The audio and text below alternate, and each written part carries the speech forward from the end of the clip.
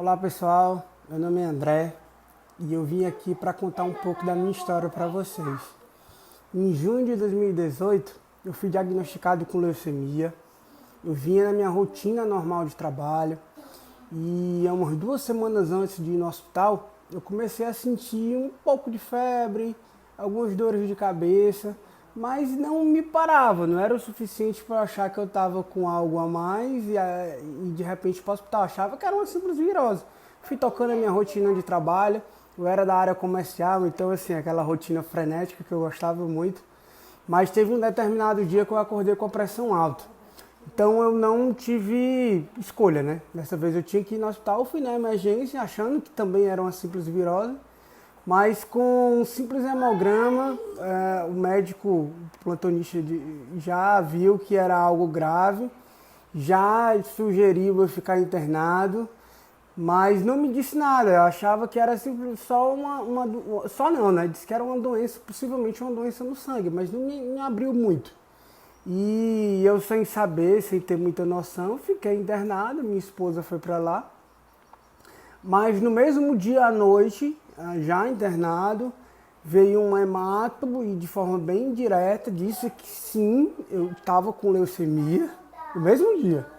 Estava com leucemia, mas bastava saber o tipo de leucemia. Mas era leucemia sim.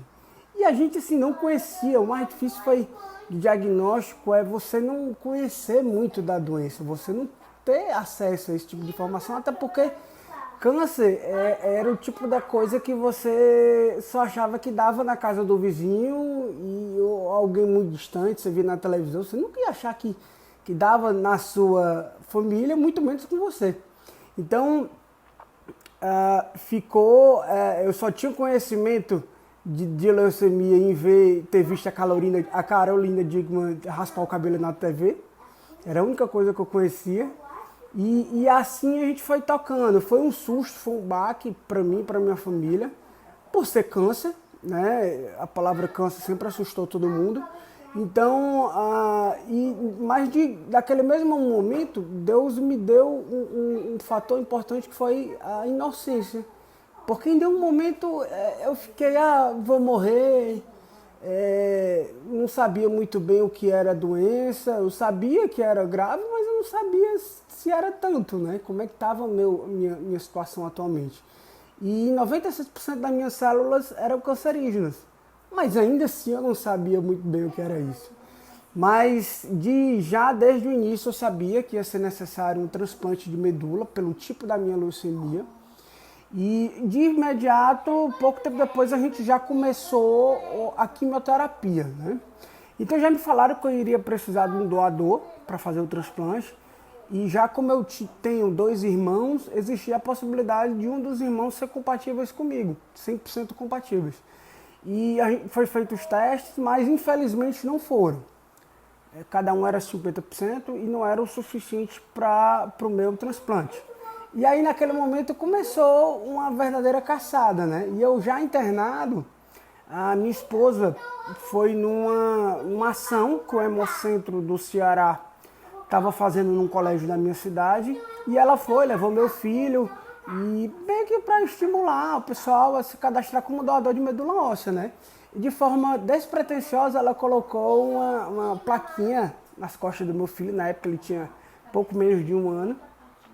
E como sendo caçador de medula e outra plaquinha como procura uma medula para o meu papai e conto com sua ajuda.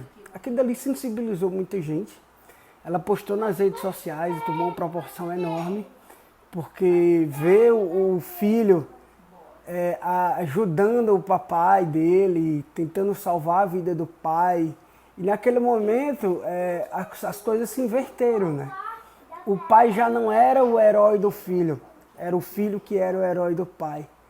Então ali foi muito bacana, me sensibilizou muito dentro do hospital e me deu muita força mesmo. E vendo isso, após essa foto, as coisas tomaram uma proporção bem grande, a gente viu que poderia ajudar bem mais. E aí a gente teve a ideia de criar um perfil Caçadores de Medula, não só para divulgar as nossas ações, que a gente começou a fazer ações dentro de empresas, levando o Hemocentro para dentro de empresas, para o pessoal lá dentro mesmo se cadastrar como doadores de medula óssea, a gente fazendo mesmo campanhas, não só para me ajudar, mas viu também que a gente poderia ajudar muitas outras pessoas, muitos outros pacientes que também estavam esperando encontrar seu doador. E aí foi aí que nasceu os Caçadores de Medula. E a gente foi tocado por Deus para criar esse projeto. E a gente vem tocando de forma maravilhosa, sempre Deus à frente. A gente começou, de fato, a quimioterapia, a gente sabe que é um processo mais desgastante, mas no terceiro ciclo da minha quimioterapia, a doença já entrou em remissão.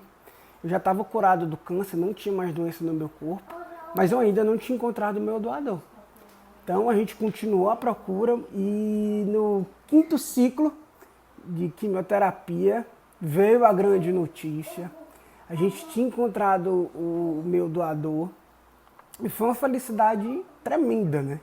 Mas naquele mesmo momento que a gente recebeu a notícia que tinha encontrado o doador, a gente sabia que iria ser necessário realizar o transplante em São Paulo, por ser um centro mais que tinha um conhecimento melhor do tipo da minha doença, do tipo da minha leucemia. Mas isso não deixou a gente abalado, a gente fez tudo, organizou tudo e sabia que ia ter que se mudar para São Paulo. Muito possível, isso foi em novembro, muito possivelmente o transplante iria acontecer em fevereiro. Por esse tempo ser grande, relativamente grande, entre novembro e fevereiro, a equipe médica achou melhor realizar mais uma químio para não ter perigo da doença voltar. E em dezembro eu fiz meu sexto ciclo de químio. Porém, né, nesse sexto ciclo eu tive uma reação à medicação, uma reação à quimioterapia. E eu perdi parcialmente a sensibilidade das pernas. E então, inclusive atualmente eu tenho que usar um dador, eu tenho que usar cadeira de rodas. Mas a gente seguiu em frente, eu segui em frente. E em fevereiro, para a honra e glória de Deus, eu realizei o meu transplante. Eu dei entrada em fevereiro para internação. Realizei o transplante dia 26 de fevereiro. E depois disso eu passei 55 dias internado. O transplante foi muito tranquilo. O que foi mais delicado realmente é o pós-transplante, porque eu tive algumas reações, eu tive algumas intercorrências, eu tive a rejeição da medula. A medula teve rejeição com alguns órgãos do meu corpo, que é a doença do enxerto. Eu tive essa rejeição no intestino, tive na pele, contraí algumas bactérias, eu tive algumas infecções. E então o pós foi muito delicado, mas a gente seguiu, eu segui. Atualmente eu estou bem, um pouco mais de 1 ano e 2 meses de transplante. E estou seguindo as recomendações médicas, fazendo os acompanhamentos. E graças a Deus eu estou bem, estou tendo a chance de estar aqui em casa com minha família, vendo meu filho crescer. Eu me apeguei muito a Deus nesse período, eu me apegava na realidade com o que me fazia bem. Eu me apeguei a Deus, me apeguei à minha família, me apeguei ao meu filho. E eu achava que meus pais não poderiam passar pelo desgosto de ter que enterrar um filho, eu me apegava muito a isso. E eu estou bem, e fica assim um recado final, que eu só estou aqui pela disponibilidade de uma pessoa que foi fazer o bem, se cadastrou como voluntário de medula óssea, foi com sua doação até o final e salvou a minha vida, e salvou inclusive também a vida da minha família. Então fica aqui o recado para todo mundo que está com saúde, para também ser um anjo na vida de alguém. Não só doação de medula óssea, como também doação de sangue. Eu recebi muitas bolsas de sangue, muitas bolsas de plaqueta. Então fica aqui o meu recado para vocês. Se deixem ser usados por Deus e um grande abraço.